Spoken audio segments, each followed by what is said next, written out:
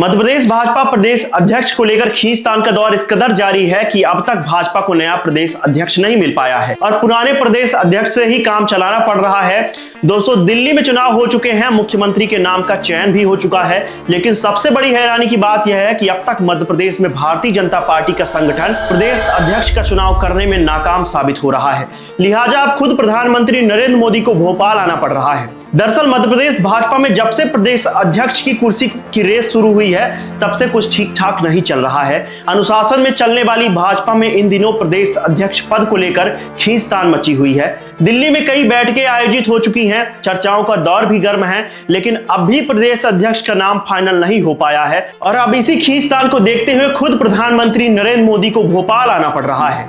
मध्य प्रदेश भाजपा प्रदेश अध्यक्ष की घोषणा को लेकर दिसंबर 2024 से सिर्फ अनुमान ही लगाए जा रहे हैं और सारे राजनीतिक के दावे जस के तस धरे रह गए, लेकिन फरवरी महीना बीतने को आ गया, अब तक प्रदेश अध्यक्ष के नाम की घोषणा नहीं हो पाई है।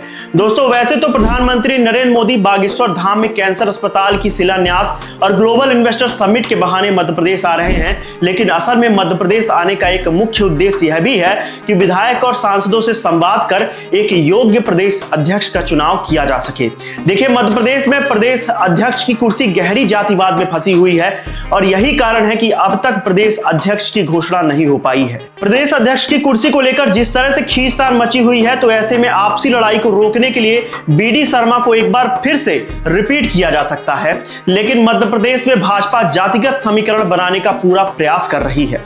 लेकिन इसमें से पूरी संभावना यह भी है कि भाजपा या तो ब्राह्मण चेहरे को अध्यक्ष बना सकती है या फिर आदिवासी वर्ग से आने वाले किसी व्यक्ति को कुर्सी पर बैठाया जा सकता है। अगर ब्राह्मण चेहरे की बात करें तो मध्य प्रदेश में लगभग 27 ब्राह्मण विधायक हैं, लेकिन जब मोहन कैबिनेट में जगह देने की बात आई तो सिर्फ राजेंद्र शुक्ला और राकेश शुक्ला दो ही ब्राह्मण चेहरे को मंत्रियाना मिला, बाकी ब्राह्मण विधायक खाली हाथ बैठे रह गए। इसलिए पूरी संभावना दिखाई दे रही है कि भाजपा किसी ब्राह्मण चेहरे को प्रदेश अध्यक्ष बना सकती है। ऐसा इसलिए भी क्योंकि उत्तर प्रदेश में जल्द ही विधानसभा का चुनाव होने वाला है। ऐसे में यूपी के ब्राह्मणों को साधने के लिए किसी ब्राह्मण चेहरे को मौका दिया जा सकता है। आगे हम इस पर भी बात करेंगे कि आखिर मध्य प्रदेश में वह कौन से ब्राह्मण चेहरे हैं जो प्रदेश अध्यक्ष की कुर्सी के लिए प्रबल दावेदारों में से एक हैं। देखिए, ब्राह्मण के अलावा आदिवासी चेहरे का नाम भी खूब जोरों शोरों से चल रहा है। ऐसा इसलिए क्योंकि मध्य प्रदेश में लगातार कई ब्राह्मण चेहरे प्रदेश अध्यक्ष की कुर्सी पर बैठ चुके हैं और इस बार आदिवासी चेहरे को प्रदेश अध्यक्ष की कुर्सी पर बैठाने की मांग जोरों शोरों से उठ रही है। ऐसे में संभावना यह भी है कि किसी चतुर और चालाक आदिवासी चेहरे को अध्यक्ष की कुर्सी सौंपी जा सकती है। देखिए, मध्य प्रदेश में भाजपा पुराने फॉर्मूले के हिसाब से ही प्रदेश अध्यक्ष का चुनाव कर सकती है। जैसे ओबीसी वर्ग से आने वाले मोहन यादव को मुख्यमंत्री बना दिया, तो वहीं एससी वर्ग से जगदीश देवड़ा को उप मुख्यमंत्री, ब्राह्मण वर्ग से आने वाले राजेंद्र शुक्ला को भी उप मुख्यमंत्री। ऐसे में पूरा अनुमान लगाया जा रहा है कि किसी ब्राह्मण चेहरे को ही प्रदेश अध्यक्ष बनाया जा सकता है। अब कुछ लोगों के मन में यह भी सवाल होगा कि आखिर ओबीसी वर्ग से कोई प्रदेश अध्यक्ष क्यों नहीं बन सकता। तो देखिए, ओबीसी वर्ग से आने वाले 8 विधायक तो मंत्री पहले से ही है, वहीं मोहन यादव खुद मुख्यमंत्री की कुर्सी पर बैठे हुए हैं, तो ऐसे में ओबीसी की संभावना कम ही दिखाई दे रही है। अब ऐसे में क्षत्रिय और वैश्य को लेकर भी कुछ लोगों के मन में सवाल खड़े हो रहे होंगे, लेकिन इनकी भी संभावना कम ही है क्योंकि हाल ही में छत्तीसगढ़ में क्षत्रिय चेहरे को प्रदेश अध्यक्ष बनाया जा चुका है और वैश्य समाज से आने वाली रेखा गुप्ता को दिल्ली का मुख्यमंत्री बनाया जा चुका है।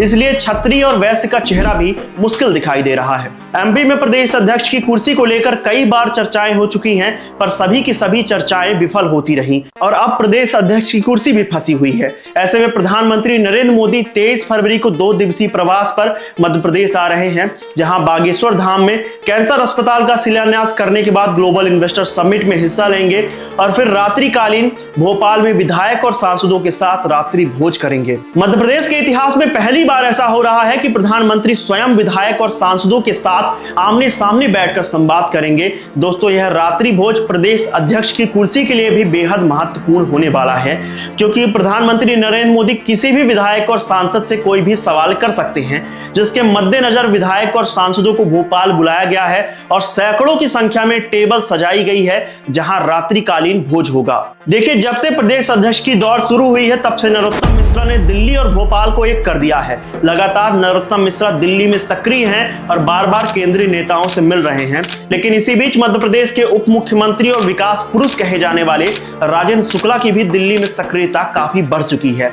अगर ब्राह्मण चेहरे की बात करें तो मध्य प्रदेश में नरोत्तम मिश्रा, राजेंद्र शुक्ला के साथ साथ वर्तमान प्रदेश अध्यक्ष बीडी शर्मा का नाम प्रबल ब्राह्मण दावेदारों की सूची में सबसे ऊपर है। तो इसी तरह से अगर आदिवासी चेहरे की बात की जाए तो इसमें से फग्गन सिंह कुलस्ते, सुमेर सिंह सोलंकी और अनुसूचित जाति वर्ग से आने वाले नेता और पूर्व मंत्री लाल सिंह आर्य के नाम की भी चर्चा खूब हो रही है। लेकिन इन सब के परे किसी ऐसे नाम की भी घोषणा हो सकती है जो सभी को चौंका सकता है। जैसे मध्य प्रदेश में मुख्यमंत्री के नाम का ऐलान हुआ था, वैसे ही प्रदेश अध्यक्ष के नाम का भी ऐलान किया जा सकता है। दोस्तों, भाजपा को भी मालूम चलने लगा है कि मध्य प्रदेश में प्रदेश अध्यक्ष की चुनाव में काफी देरी हो रही है, जिसको ध्यान में रखते हुए खुद नरेंद्र मोदी भोपाल आ रहे हैं और माना जा रहा है कि ग्लोबल इन्वेस्टर समिट के पूरा होने के बाद जल्द ही, यानी कि यूं कहें कि फरवरी महीने के अंत तक मध्य प्रदेश भाजपा को नया प्रदेश अध्यक्ष मिल जाएगा। दोस्तों, मेरा नाम है संजय और आपके हिसाब से मध्य प्रदेश भाजपा प्रदेश अध्यक्ष की कुर्सी के लिए सबसे उचित दावेदार कौन है, हमें नीचे कमेंट सेक्शन में जरूर बताएं। तब तक के लिए धन्यवाद।